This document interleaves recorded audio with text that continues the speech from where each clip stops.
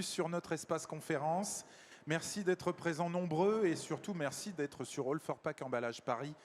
Ce salon que vous avez longtemps attendu, que nous avons tous longtemps attendu et qui enfin ouvre ses portes ce matin avec beaucoup de monde déjà dans les halls. Bienvenue à notre conférence intitulée Réflexion stratégique sur le futur de l'emballage, basée sur des interviews de 32 experts. Avec vous, Frédéric Join. Bonjour. Bonjour Emmanuel. Bonjour à tous. Vous n'êtes pas venu avec les 32 experts, mais vous les avez tous en tête. Alors, vous avez 60 ans, vous êtes un expert en R&D packaging. Vous avez consacré toute votre carrière au développement des emballages. D'abord 7 ans chez Yves Saint Laurent, puis 25 ans pour Danone. Comme quoi, on peut vraiment rester longtemps et puis arriver à avoir des grandes idées après. Vous avez quitté fin août dernier le groupe Danone. Et après tant d'années d'expérience, vous avez écrit un ouvrage que vous allez montrer tout de suite, intitulé Future of Packaging, que vous avez avec vous ce matin. Il y en a plusieurs exemplaires, bien sûr, on en parlera tout à l'heure, mais ce n'est pas votre pensée exclusive que l'on va trouver dans cet ouvrage. C'est en fait un ouvrage de témoignage et de réflexion que vous avez mené avec votre carnet d'adresses, avec des regards externes, ceux donc de 32 experts du packaging qui sont eux, en poste, effectivement. Alors, je vous laisse tout de suite aborder cette grande idée et cet ouvrage passionnant. Très bien, oui, effectivement, je me suis permis de lancer, et je remercie Danone qui m'a donné l'opportunité de faire ça au cours de l'année 2022. Ça a commencé, l'histoire a commencé en mars jusqu'à ce que je parte de Danone. Et Danone m'a donné l'opportunité de mener cette réflexion stratégique sur, finalement, ça va ressembler à quoi le packaging de demain. Effectivement, pour me présenter rapidement, 35, Emmanuel vient de le dire, 35 ans d'expérience dans le packaging et essentiellement R&D, un peu aux achats. Une vraie passion pour l'innovation. Donc, ma carrière m'a donné l'occasion de faire pas mal d'innovations dans le domaine du packaging et bien entendu en le faisant avec des entreprises qui sont, j'en suis certain, au salon aujourd'hui. J'avais des convictions et je me suis bâti grâce à mon expérience des convictions très fortes sur à quoi le futur pourrait ressembler. Mais j'avais quand même le sentiment qu'il me manquait une vision de gens qui ne sont pas forcément dans mon domaine d'expertise technique et R&D, des gens plus près de la réglementation, des gens plus près de la supply chain, des NGO et des choses comme ça. Donc ça me semblait important d'aller écouter ces gens-là. Donc voilà pourquoi j'ai fait ce travail-là, pour finir sur un rapport qui est le mien. Donc c'est ma synthèse et ma réflexion. Ce bouquin n'est pas, alors je vais vous dire ce que ce n'est pas le fruit de discussions et de synthèse avec tous les experts, absolument pas, c'est ma réflexion personnelle, et ce n'est pas non plus, n'attendez pas de trouver dans le livre la solution sur est-ce que je peux gagner 5 centièmes de plastique à tel endroit, etc. C'est plutôt une réflexion stratégique plus qu'une clé des solutions techniques très précises sur des choses bien précises. Voilà. Alors néanmoins, c'est très construit et vous avez choisi 4 thèmes et 4 questions stratégiques à poser à vos intervenants. Absolument. Donc le process que j'ai suivi, d'une façon très simple, il y a 4 questions stratégiques et vous allez le voir dans le slide après de quoi on parle. 0, ça veut dire qu'il n'y a pas de contrat de confidentialité. Je me suis adressé aux gens en disant, vous dites ce que vous avez envie de me dire. Moi, je ne veux pas m'embêter avec un contrat de confidentialité. Ça s'est passé sous forme de visioconférence d'1 heure, 1 heure avec chaque expert, et j'avais les 4 questions. Et c'était donc moi, eux et les experts. Donc il y en a eu 32. Pour être honnête, quand j'ai commencé ma réflexion, je visais une vingtaine. Et puis finalement, il y avait tellement des gens passionnants et qui avaient vraiment envie de contribuer à ce travail-là que on est monté à 32. Et puis c'était un vrai bonheur finalement.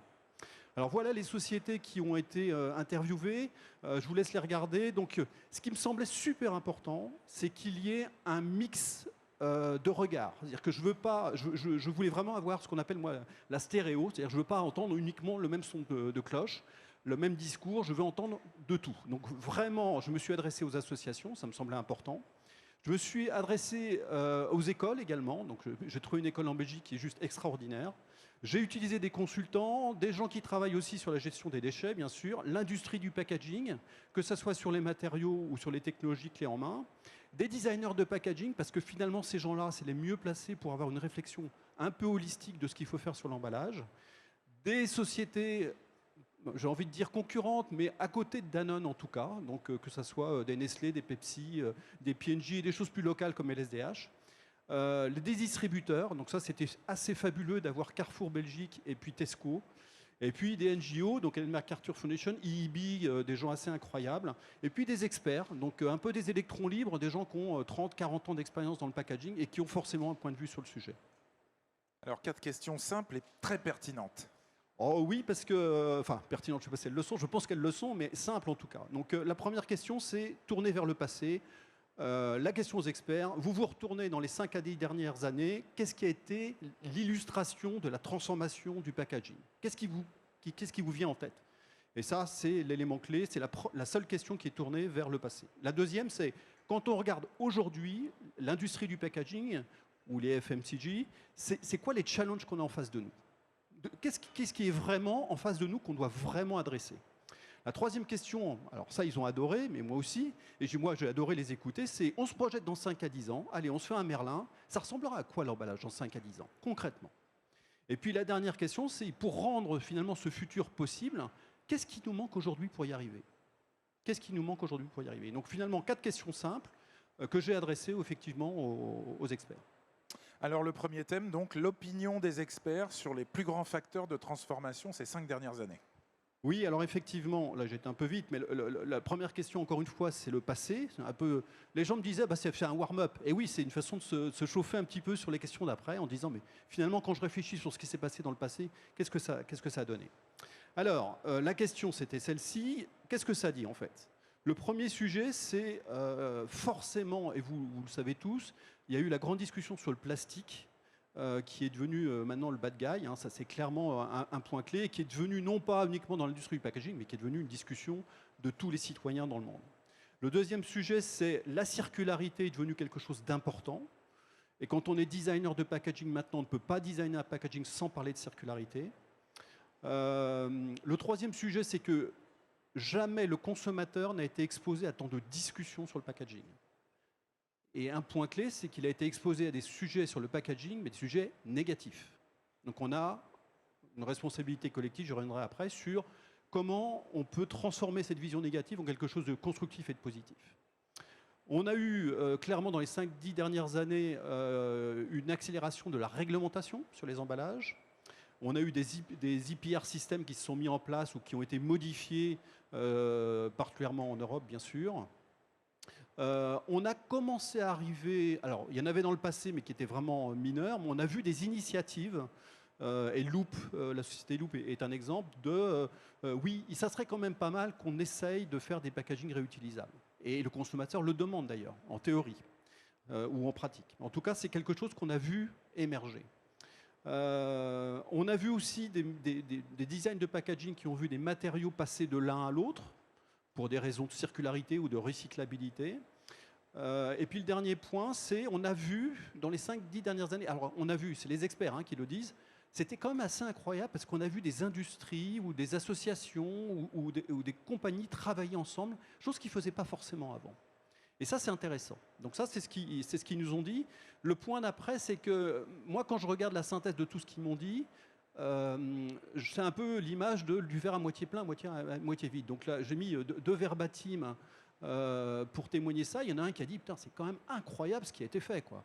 En 5 à 10 ans, oui, il y a eu du stress sur l'emballage, mais on a vu plein d'initiatives. Il y a des gens qui ont fait de l'allègement, il y en a qui ont changé les matériaux, on a commencé à fonctionner ensemble, on design sur la circularité, il y a plein de choses. Et puis il y a quelqu'un d'autre qui dit, et il faut l'écouter ce qu'il dit, il dit ouais, enfin c'est beaucoup de bruit tout ça, quand on regarde bien, il n'y a quand même pas grand-chose qui a changé. Et le challenge, il est vraiment de continuer derrière.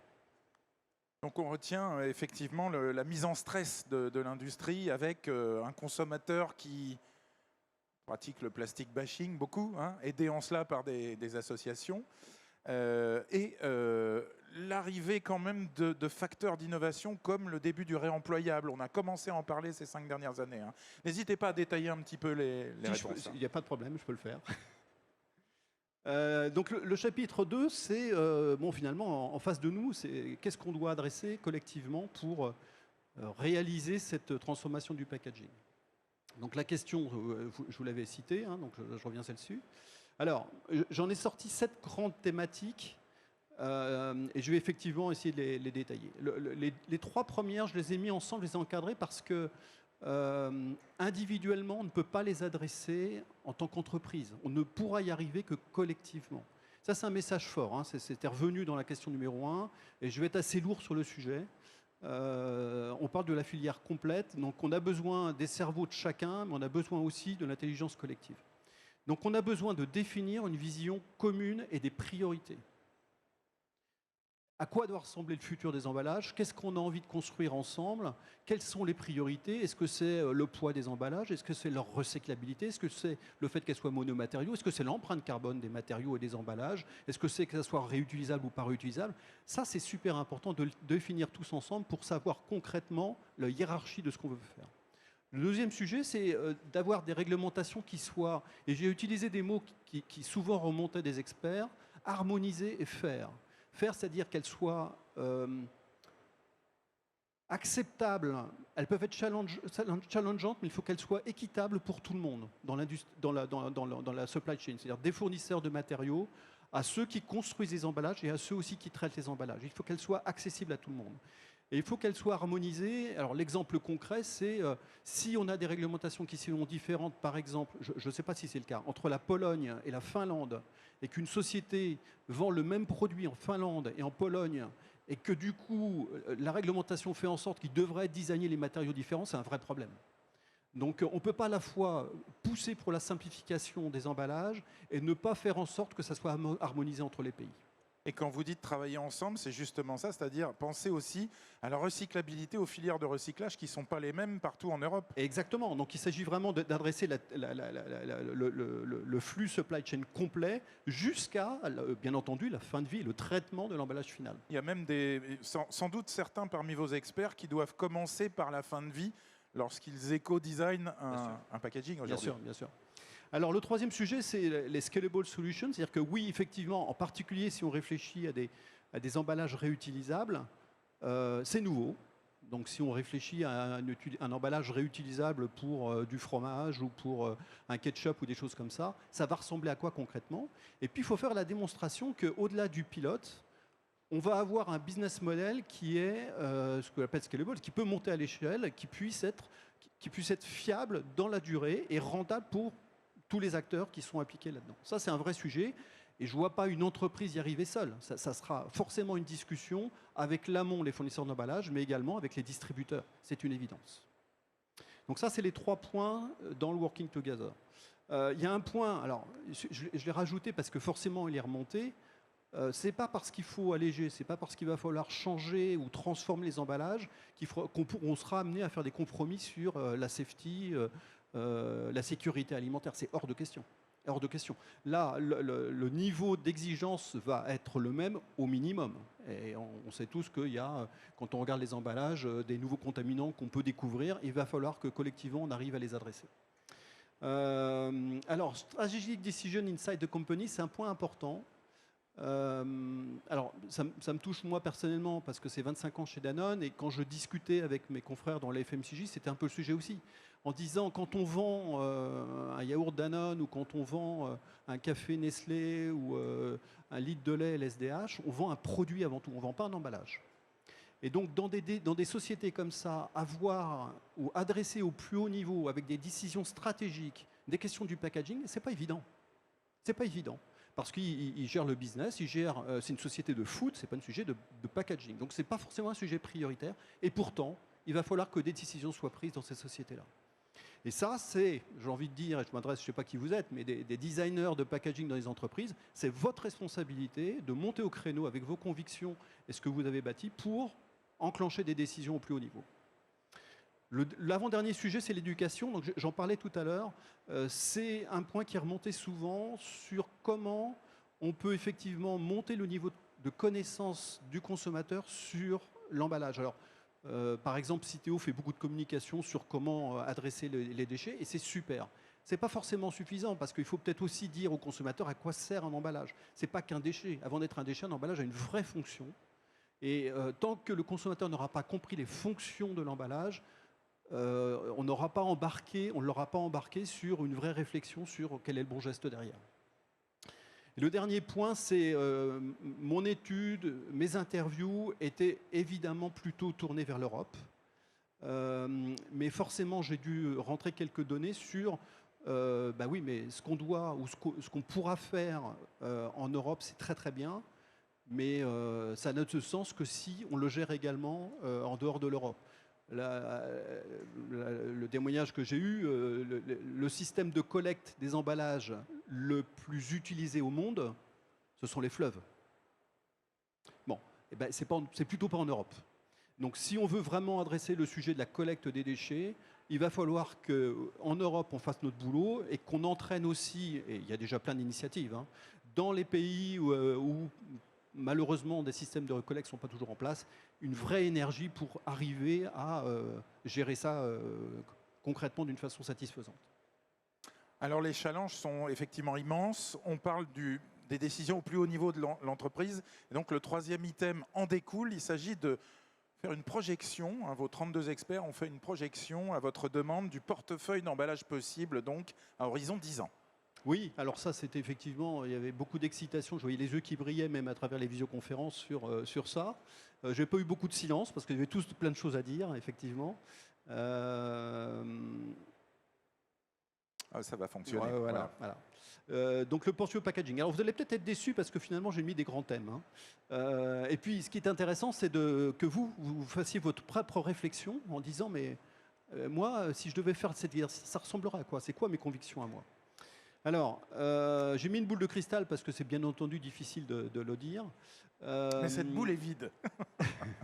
Les idées sont à l'extérieur. Le premier sujet, c'est sur les matériaux. Sur les matériaux, ce qu'on me dit, ouais, bon, finalement, il n'y aura pas de grands changements. Les emballages qu'on aura, les matériaux d'emballage qu'on aura dans 5 à 10 ans sont à 98% ceux qu'on a aujourd'hui. Les proportions ne seront peut-être pas les mêmes. Oui, mais c'est ça qui est intéressant quand même. Hein. Les proportions ne seront peut-être pas les mêmes, mais globalement, ça sera à peu près les mêmes. Alors, il y a la grande discussion sur zéro plastique. Donc, mais même, il n'y a pas un expert dans les 32 qui m'a dit non, mais dans 5 à 10 ans, il n'y aura plus un gramme de plastique. Il n'y en a pas un qui m'a dit ça. Et pourtant, il y avait des NGO. Parce que, naturellement, on a besoin du plastique. Pas tous les plastiques, j'y reviendrai, mais le plastique a des tels avantages qu'il est juste indispensable dans notre quotidien, y compris sur les emballages. Donc, il y a un consensus là-dessus. Après, si on fait un zoom sur les plastiques, il y aura manifestement une accélération d'un process qu'on a déjà vu, c'est-à-dire une simplification des compositions des matériaux. Les multimatériaux où on s'est parfois fait plaisir à mettre 7 couches, 8 couches, 10 couches, il va falloir les challenger. Et ça a déjà commencé. On a interviewé Amcor, ils ont fait un travail extraordinaire et ce ne sont pas les seuls à simplifier les matériaux parce que ça va dans le bon sens de la circularité et de la recyclabilité. Et puis, il y aura des matériaux qui, je pense au plastique, le PVC, on en sort pour l'emballage. Il y a peut-être d'autres il y a des winners, il y a des plastiques qui vont gagner.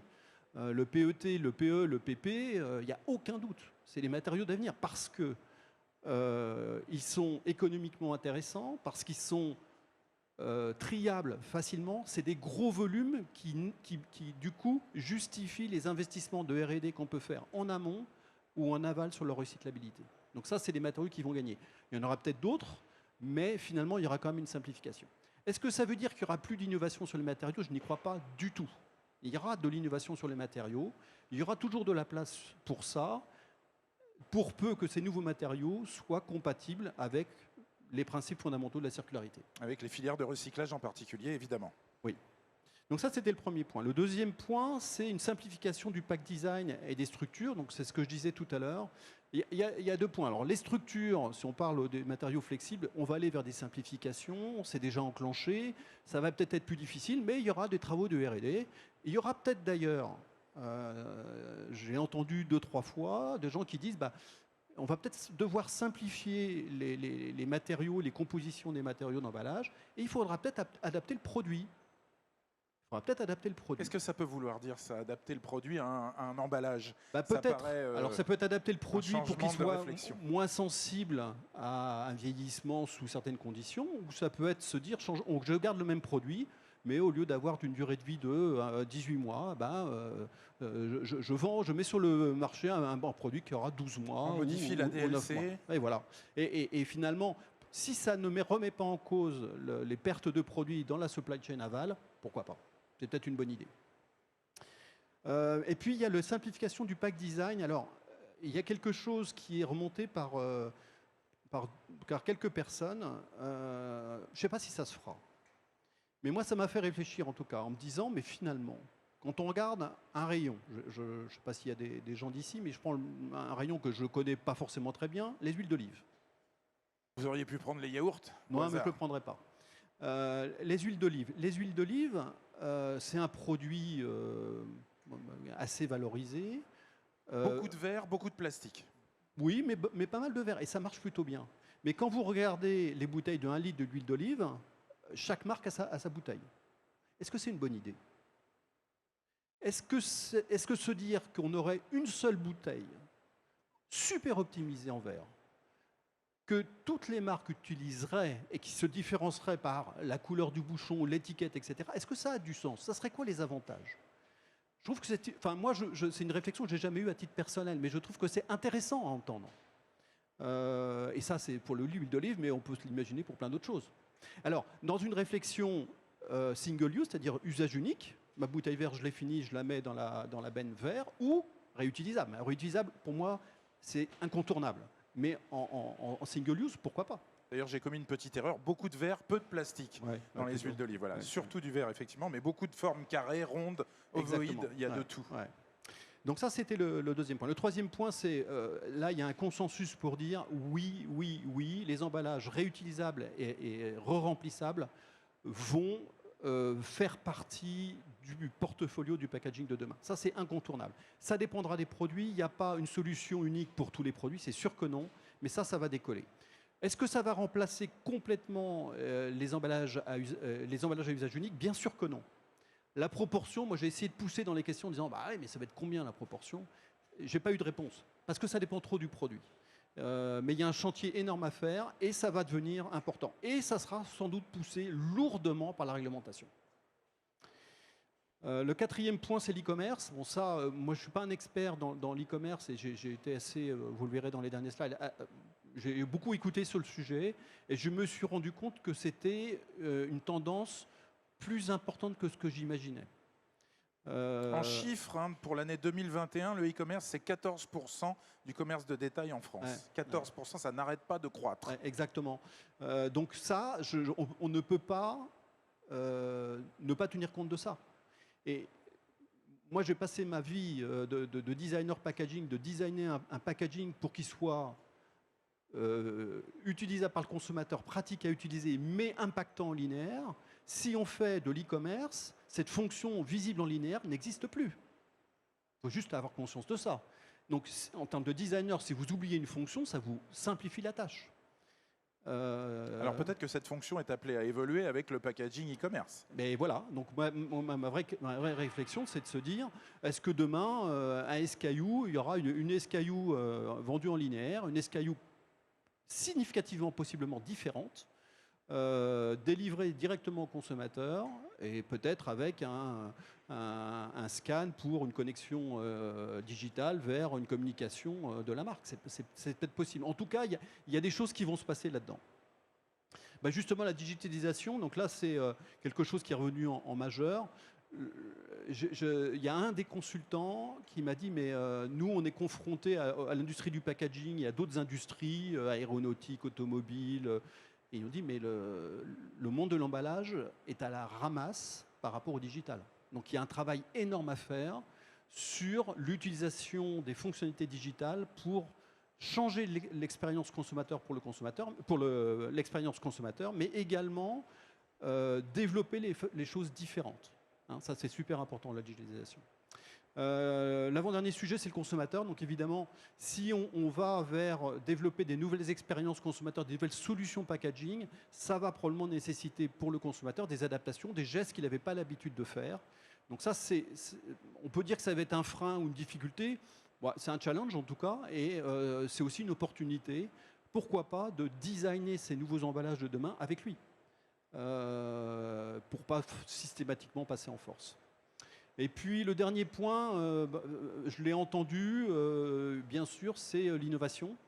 Il y a beaucoup d'investissements en innovation packaging qui sont faits sur l'amont, sur les matériaux, sur le design, également sur la fin de vie, sur la collecte, sur le recyclage. Ça, c'est majeur pour permettre les choses de demain. Je prendrai un exemple sur l'aval, c'est le recyclage enzymatique ou chimique des matériaux du type PET. C'est des choses dont on parlait à peine il y a 10 ans et qui vont devenir réalité dans entre 2 et 5 ans. Quand on pourra recycler enzymatiquement ou chimiquement une bouteille de PET, ça va complètement changer la donne sur la manière de regarder les matériaux plastiques, en tout cas. Et ça va venir. Et de regarder l'éco-conception. Bien sûr. Aussi, bien sûr. Au départ. Alors, il faut s'interroger aussi, malgré tout, quatrième thème, il y a des freins qui existent à ces transformations. Donc, quels sont les freins qu'ont identifié vos 32 experts? Ouais, alors ça, c'est effectivement, se dit, bon, ok, on se projette sur qu'est-ce que ça serait l'emballage du futur, mais qu'est-ce qui nous manque aujourd'hui pour y arriver? Alors, moi, il y a 2 chapitres, il y a le what et le how. Ce qui manque, alors ça, je trouvais ça assez intéressant. C'est encore une fois une vision partagée de à quoi ça ressemblait le packaging du futur. Et c'est le mot-clé, c'est partager. Hein, c'est-à-dire qu'effectivement, il faut qu'on travaille ensemble pour se mettre d'accord sur à quoi ça pourrait ressembler. Le deuxième sujet, c'est probablement pour moi le plus important. C'est des définitions sur lesquelles on est d'accord. Qu'est-ce qu'on appelle... Et là, c'est un peu comme la COP en Égypte, hein, c'est mettre d'accord sur un mot. C'est-à-dire, c'est quoi la définition du mot? Et puis, un point qui est super important, c'est les data. Il y a peu de data, finalement, sur l'emballage. Vous connaissez tous, comme moi, le fameux escargot que Ellen MacArthur Foundation a fait sur le plastique, qui est maintenant, il doit dater d'au moins 8 ans, je pense. Il n'a pas été mis à jour depuis. On a maintenant la fresque du plastique. Oui. Mais si vous regardez cet escargot, il a été fait il y a 8 ans, mondialement sur le plastique. Il n'a pas été remis à jour. Parce que c'est très difficile d'avoir des datas. Très, très difficile. Et probablement, je pense que le packaging est peut-être une industrie relativement récente, en tout cas, avec une accélération récente, qui fait qu'il n'y a pas eu beaucoup d'intérêt pour mettre en place des éléments de mesure, pour savoir concrètement, pour mesurer des datas. Et sans data, c'est difficile de prendre des bonnes décisions. Le troisième sujet, c'est effectivement, il faut absolument qu'on arrive à avoir des réglementations harmonisées, des réglementations et des systèmes hyper harmonisés. Alors, un Smart Valorization System, ça s'est remonté quelques fois en disant ouais, enfin c'est bien parce que si en Europe, nous, on se met d'accord sur où on veut aller, si on se met d'accord sur des taxes, sur une réglementation, des choses comme ça, ouais, mais c'est des efforts que nous, cette industrie européenne, va faire collectivement. Mais comment cette industrie ne serait pas pénalisée par les industries d'emballage qui ne sont pas en Europe et qui pourraient venir nous concurrencer d'une façon non smart? Donc ça, c'est une bonne question. Moi, je n'ai pas la réponse, hein, mais je trouve que c'est faire, justement, de la mettre sur la table en disant non seulement il va falloir qu'on définisse des règles pour demain, une vision, mais il faudra aussi qu'on définisse des règles pour se protéger au niveau européen. Et puis le dernier point, c'est effectivement les programmes de R&D, ils sont actifs, mais comment on peut aller plus loin pour avoir des vraies solutions à l'avenir? Alors on va terminer, Frédéric Join, avec des verbatims. Et je vais finir sur le how d'abord, excuse-moi. Pardon, je vais un petit peu trop vite, effectivement. les verbatims. Le how, c'est important aussi en se dire, le what, c'est bien sur qu'est-ce qui nous manque, mais sur qu'est-ce qui nous manque concrètement maintenant pour y arriver. Bon, comment on peut mieux travailler collectivement ensemble quand on est une industrie du packaging et un distributeur, par exemple. Il nous manque des compétences, c'est remonté souvent, finalement. L'emballage est un peu un enfant pauvre de la formation. Donc il est absolument intéressant. C'est important, ça. c'est super important. Trouver des très bons designers de packaging, c'est pas simple. Donc il y a un effort probablement de formation à faire.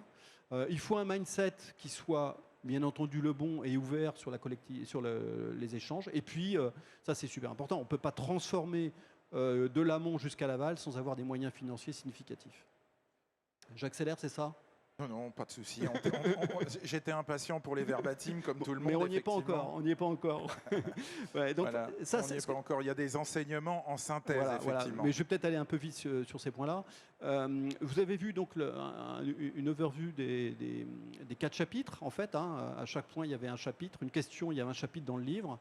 Moi, ce que je voudrais partager avec vous, c'est maintenant, mais si je devais revenir 5 enseignements pour ce qui me concerne et 5 surprises. Parce que même avec 25 ans chez Danone et 7 ans avant, on peut avoir des surprises. Le premier learning, c'est la réglementation va être probablement le driver de demain.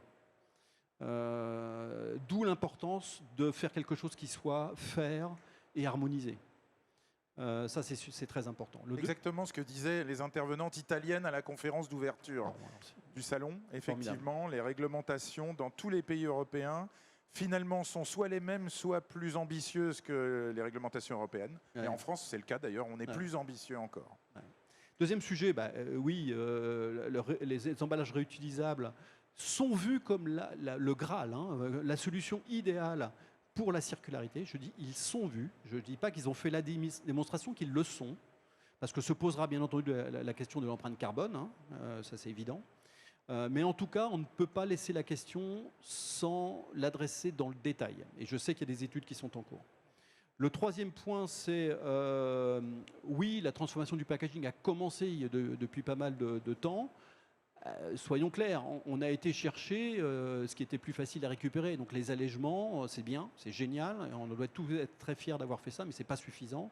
Le RPET, c'est un autre exemple de ce qui a été fait. Ça n'a pas été simple, mais c'est aussi très très bien pour la circularité. Ce n'est pas suffisant. Maintenant, il reste à adresser le reste. Le point clé, c'est la pollution par le plastique, qui n'est pas toujours l'emballage. Hein. Il y a du plastique qui n'est pas d'emballage, mais il y a un mix de toute façon dans l'esprit du consommateur. Et ça a complètement changé, et j'ai envie de dire pollué, la perception que le consommateur a de l'emballage. Donc il y a un vrai travail à faire sur ce sujet-là. Encore une fois, je me répète. Et même s'il y a un consensus sur le problème à régler, eh ben, il faut juste avoir conscience que tout seul, on n'y arrivera pas. Donc, on n'y arrivera que collectivement, et ça, c'est un message que moi, je voulais vous passer. Sur les points de surprise pour moi, je ne m'attendais pas à ce qu'on me remonte autant le manque de données, de bonne qualité pour pouvoir prendre des décisions. Bon, c'est une expérience qui ne m'a pas confronté à ça. Encore une fois, l'e-commerce comme une tendance majeure, ça, je ne le pressentais pas d'une façon aussi importante en tout cas. Le fait que, effectivement, les fonctions du packaging. Alors, quand vous travaillez X années sur l'emballage, les fonctions du packaging, vous les connaissez par cœur. Mais ça ne veut pas dire que le consommateur, lui, il en a conscience. Donc il y a un vrai travail et le consommateur, mais aussi ceux qui font la réglementation. Ça m'est remonté bien souvent en disant, ceux qui font la réglementation ou les politiciens, ils voient en fait que le côté négatif de l'emballage sans en mesurer la valeur positive. On a tellement rendu l'emballage parfait en termes de barrières, en termes de sécurité, que finalement... Exactement. Bon, il y a l'exemple... Le consommateur ne sait plus. Quand on parle de data qui sont un peu manquantes, il y a quand même une donnée que je vais vous donner, mais vous la connaissez sans doute, c'est qu'un tiers de l'alimentation ou des matières premières agricoles servant à l'alimentation dans le monde sont perdues. Elles sont perdues. Quand on parle de 8 milliards d'habitants dans le monde à nourrir, il y a un tiers de l'alimentation qui n'est pas utilisée. Une des raisons, alors là-dedans, il y a, vous allez manger ici juste après, vous ne finissez pas votre sandwich, j'en fais partie. Mais il y a aussi toutes les matières premières agricoles qui sont perdues parce que dans le transport, elles sont détruites ou spoilées parce que l'emballage n'est pas de qualité. L'emballage de qualité est un vrai atout pour lutter contre cette perte alimentaire. Est-ce que le consommateur en a conscience? Bien sûr que non. Mais ça, c'est un vrai sujet. Et dans les pays les plus riches, entre guillemets, il y a la lutte contre le gaspillage alimentaire. Exactement. Passe aussi par le packaging. Ouais. Avant-dernier point, c'est effectivement le digital. Bon, je ne vais pas revenir dessus, mais il y a effectivement plein de sujets. Je ne m'attendais pas à ce que ça soit si fort, en tout cas, j'en avais conscience. Et puis le dernier point, c'est... moi, je suis ressorti... après les entretiens avec les 32 experts fatigués, mais avec une énergie, une banane incroyable. Parce qu'à la fin, j'avais une 5e question supplémentaire en disant, mais vous êtes optimiste? Il me dit, ah ouais, on va y arriver. Tous. Ah ouais, on va y arriver, ouais. Et on va y arriver, c'est sûr. Donc ça, c'est génial. Ça m'a donné, moi, une énergie incroyable. Je me dis, ouais, on va y arriver, c'est sûr. Ça va pas être simple, mais on va y arriver. Et ça, c'est bien, quoi. C'est l'idée de retourner à l'école. Vous avez posé peu, ouais. les questions presque comme un étudiant. Voilà, effectivement. C'est un travail vraiment qui est formidable parce que ça nous permet quelque part d'ouvrir une réflexion sur ce salon. En début de salon, premier jour comme ça, clac, réflexion stratégique, c'est tout à fait formidable. Merci beaucoup de ce travail. Un mot sur cet ouvrage et la manière dont on peut le... Ouais, alors, je vais vous parler du livre. Je vais trop vite, hein.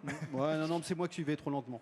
Ce qui est important, c'est que dans le livre, il y a, encore une fois, c'est ma réflexion. Mais je ne voulais pas faire ce livre-là sans y inclure des verbatims, c'est-à-dire ce que les gens m'ont dit concrètement. Et donc, il y en a 110 dans le bouquin. 110 verbatims qui viennent des interviews des experts. Vous en voyez à l'écran quelques-uns, donc 7 sur les 110, et ils sont mis un peu partout dans le texte pour illustrer pourquoi je dis ça, moi. Et il y en a un que j'ai mis en jaune parce que je l'adore, qui est juste, c'est le Carrefour Belgique, c'est Pascal qui m'a dit ça.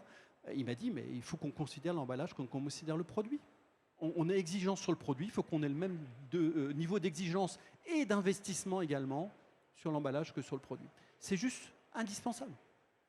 Et donc voilà, le message que je passe, c'est celui-là, mais aussi que dans le bouquin, il y a en plus les 32 experts qui vous parlent et qui illustrent finalement ma réflexion. Bon, c'est ce qu'on appelle un ouvrage inspirant.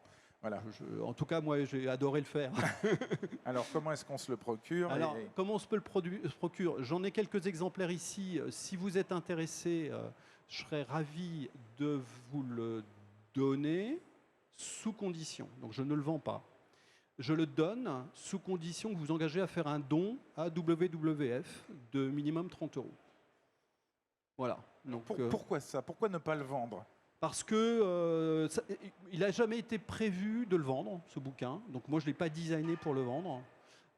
Et pour être honnête, quand je l'ai sorti fin août et qu'on a fait une journée, avec près des 2 tiers des experts pour engager des discussions. Peu de temps après, j'ai fait un petit peu de communication dessus. J'ai eu des demandes en disant, mais où je peux le trouver où? Je dis, merde, je ne sais pas. Je n'ai pas réfléchi à ça. Donc, moi, je veux pas le vendre. Mais c'était l'idée de ne pas faire commerce après avoir fait des interviews aussi qualitatives. Non. Je veux pas le vendre. Je veux vraiment le délivrer. Mais voilà, je trouve que ça a quand même une certaine valeur et que cette valeur soit confiée à des gens qui vont bien l'utiliser pour la planète, ça me semble une bonne idée, quoi. Voilà. Donc, très belle à démarche. votre bon cœur, en tout cas. Très belle démarche, effectivement. Alors, écoutez, il nous reste un petit peu de temps. Il nous reste 10 minutes ensemble. Si vous avez des questions, je peux venir jusqu'à vous avec un micro ou on peut avoir une de nos hôtesses qui peut venir porter le micro pour que vous puissiez poser des questions. Avez-vous des questions? Monsieur a une question. Mademoiselle, si vous voulez aller prendre un micro là-bas simplement, comme ça on garde les nôtres. Donc au milieu de l'assistance, voilà, monsieur. Présentez-vous en un mot et puis posez votre question simplement. Merci. Oui, bonjour à tous. Donc Olivier Muquet, Société Silcoa. On est une start-up qui propose des solutions barrières pour le papier. Quelle place vous voyez pour le papier en général et chez Danone en particulier dans les 5 prochaines années ou plus si vous voulez? Alors, je ne suis plus chez Danone, donc je pense qu'il faudrait que vous adressiez maintenant aux gens de Danone. Ouais, mais vous en avez une bonne connaissance. Ouais, je ne sais pas ce qu'ils ont fait depuis 3 mois. En tout cas, le papier est un matériau. Quand je disais que les matériaux de demain seront un peu ceux d'aujourd'hui, mais dans des proportions différentes, il y a un consensus pour dire que le papier fait partie de nos emballages d'aujourd'hui et que s'il y a probablement un matériau sur lequel il y a une vraie énergie d'innovation, c'est bien celui-là. Mais il y a du boulot. Mais il y a du boulot. Je suis persuadé que le papier va se développer. Il y a du travail d'innovation à faire et de R&D. Mais c'est évident que ça va se développer. Vous étiez sur le papier carton, enfin, les deux. Papier, carton, cellulose moulée, on sait tout traiter. Venez nous voir à l'objectif espace zéro impact. On y sera. Merci du message. Autre question dans l'assistance, s'il vous plaît. Posez vos questions. Je ne vois pas d'autres mains se lever. Si. Merci.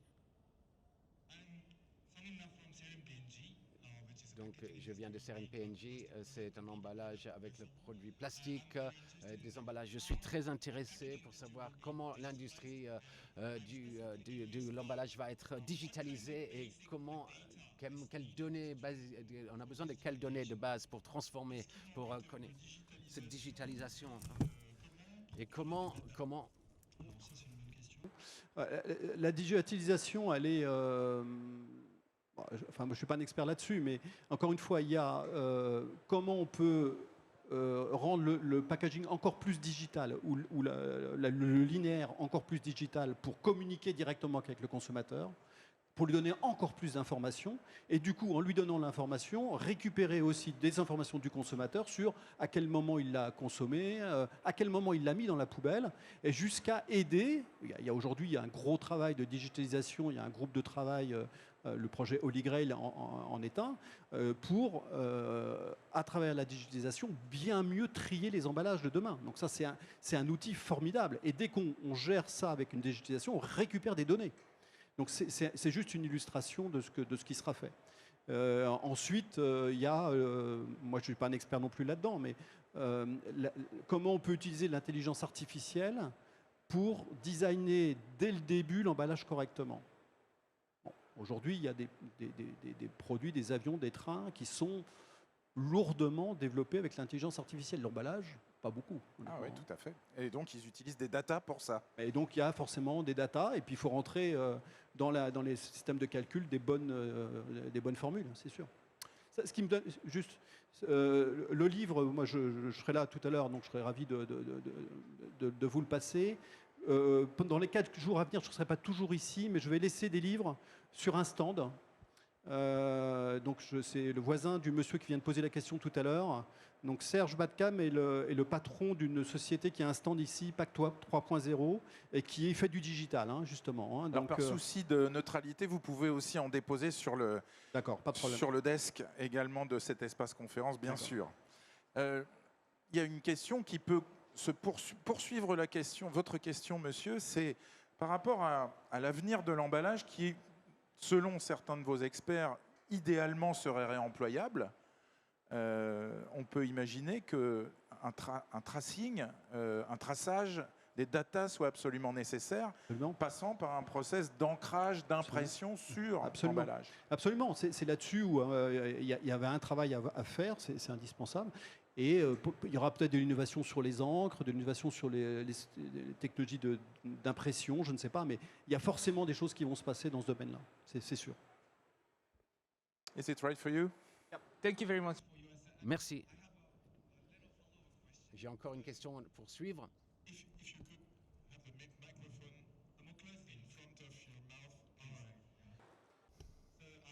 Une autre question. Merci pour votre réponse. Et j'ai entendu je vois qu'il y a beaucoup de points au niveau de l'emballage où la digitalisation peut fonctionner, mais je comprends ça. Mais je voudrais confirmer que du côté des consommateurs, des sociétés, il y a beaucoup de choses où la donnée doit être recueillie. Donc les compagnies peuvent vraiment optimiser la manière dont faire les emballages et comment réduire leurs coûts et ainsi de suite. Le consommateur dans cette collecte de data. Absolument, ouais. Another question, une autre question. Monsieur. Oui. Merci, je suis Charles Diplot, je viens de Côte d'Ivoire. Bienvenue. Association des professionnels de l'emballage. Dans votre intervention, vous dites, quand on achète un produit, on n'achète pas un emballage. C'est partiellement vrai.